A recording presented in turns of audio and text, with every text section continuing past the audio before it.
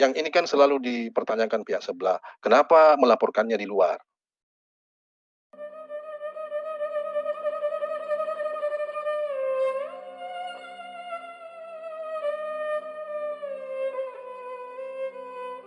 Dulu saya HP-nya disadap, kemudian dibobol. Ya, pembobolan dengan penyadapan kan dua hal yang berbeda nih.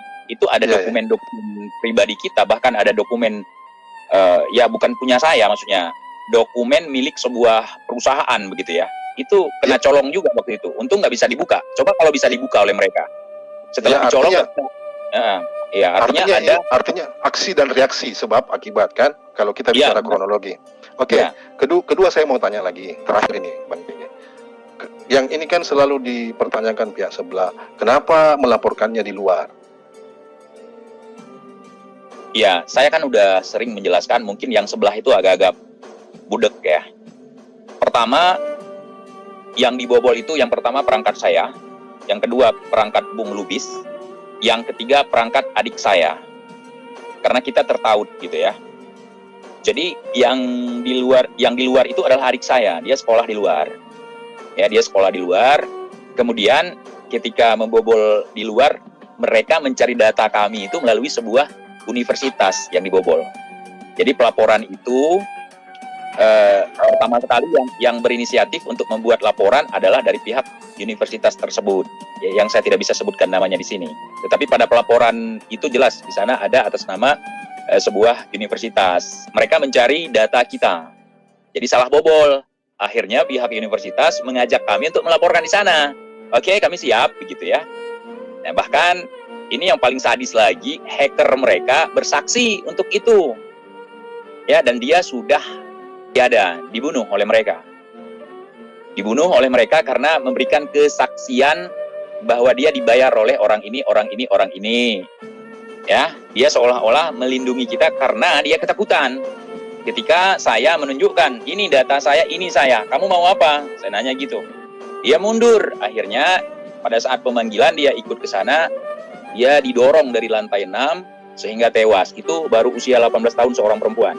Hacker yang dibayar oleh mereka. Melalui sambung menyambung ya. Misalnya nih, Doboler Indonesia punya teman di luar negeri. Nah, kemudian temannya di luar negeri mencarikan hacker yang hebat di sana, dapat itu, pelajar lagi. Nah, jadi karena si perempuan ini takut dibuang ke negara lain, maksudnya gini, ini mohon maaf saya sebutkan negaranya ya, di Hong Kong. Jadi warga negara Hong Kong itu, kalau melakukan kesalahan di Hong Kong, dia akan dibuang ke Cina, termasuk keluarganya. Jadi dia tidak mau itu terjadi, makanya dia membersihkan namanya lah, hadir ke panggilan, memenuhi panggilan kepolisian. Di sana dia memberikan keterangan bahwa saya dibayar oleh si ini, si ini, si ini, untuk membobol si ini, si ini, si ini. Tetapi saya belum berhasil membobolnya. Ya, tapi upayanya sudah saya lakukan gitu. Jadi sehingga pihak ini kan ada dari pihak di Indonesia kan dipanggil juga ke sana. Nah, dihadapkan begitu ceritanya. Jadi disitulah yang dari sini menelpon ke sana untuk lenyapkan yang mengganggu, termasuk waktu itu adik saya disuruh lenyapkan, cuman Allah berkehendak lain, adik saya masih sehat walafiat. Itu parah sebenarnya, cuman tidak bisa saya beberkan semuanya kawan-kawan. Dan permainan ini saya tanggung pasang badan sendiri, dan ini resikonya mati. Karena melawan sebuah, apa namanya ya, kalau saya katakan ini sindikat ini. Doboler ini termasuk mafia ini, parah permainannya. Karena usaha mereka saya hancurkan. Usaha membodohi masyarakat, menipu dengan hal-hal yang sama sekali tidak jelas, jual jimat mereka, kemudian donasi untuk kegiatan pesantren bodong gitu misalnya ya. Jadi sehingga maksud bodong di sini di sana bukan kegiatan belajar pengajian dan segala macam, hanya yang dimunculkan ke publik saja seperti itu. Bahkan kita sudah tahu apa kegiatan mereka di belakang gitu. Jadi kenapa saya tunjukkan di publik? Ya kan? Kenapa saya publikasi? Supaya masyarakat tidak tertipu, tidak menjadi korban berikutnya, tidak terjebak di situ. Ya, akhirnya saya memang dari awal ketika masuk ke ranah ini sudah siap apapun resikonya. Saya akan difitnah, saya akan dibunuh, saya akan misalnya termasuk pembobolan perangkat. Dan saya sangat bersyukur kalau saya bukan orang-orang yang menyimpan hal yang aneh di dalam HP saya ya. Kecuali misalnya gini, teleponan sama istri gitu kan, itu yang direkam sama mereka. Ya walaupun kita nggak aneh-aneh, itu video call misalnya kan, video call kan istri tidak pakai jilbab misalnya, itu kan sangat tidak asik kalau diamati oleh orang lain, kalau diintip oleh orang lain gitu. Itu yang membuat saya marah sebenarnya waktu itu. Nah, saya hantam balik mereka, saya masuk ke perangkat mereka satu-satu, saya ambil itu apa yang mereka curi. Saya ulangi sekali lagi untuk yang belum pernah mendengar. Saya pernah mengatakan berkali-kali, mereka mencuri data saya dan membagikan kepada 32 kontak, kepada semua doboler.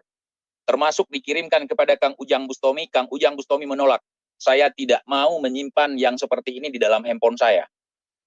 Apalagi menyangkut dengan saya. Itu adalah sahabat saya, Kang Ujang. Walaupun konten-kontennya dobol juga saya bahas juga. Nah, yang lain semua, tampung semua. Nah, kemudian disimpan lagi dalam 7 hard disk. Semua kita gosongkan, kita ambil balik. Nah, di saat pengambilan balik itu, disitulah aib-aib mereka. Bocor sama saya. Oh, ini kegiatan kalian. Emblemnya pesantren. Kerja saling nindih, begitu. Nah, jadi harus saya beberkan. Dan saya siap dengan segala resiko. Saya bertanggung jawab untuk itu semua. Bahkan ada upaya-upaya penyuapan terhadap oknum-oknum tertentu untuk menjahanamkan saya. Bahkan mereka merencanakan pembunuh bayaran untuk membunuh saya. Tapi tidak ada yang berani, alhamdulillah ya, untuk masuk ke sini. Begitu, bahkan pernah merekrut anak-anak Aceh yang dibayar mereka tidak tahu apa-apa. Saya masuk live, kemudian mereka langsung mundur. Masih ada live-nya. Kalian, saya sebut nama mereka satu-satu. Kamu dari sini, kamu dari sini, kamu dari sini. Kamu dibayar untuk memantau saya kan? Langsung mereka bubar setelah nonton live. Kenapa mereka tahu live itu? Saya ambil linknya, saya kirim ke grup mereka satu-satu. Dari mana saya tahu grup mereka? Dari Asbaqul Mazmumah. Jangan tanya kalau sudah dibahas Asbaqul Mazmumah. Cukup difahami saja.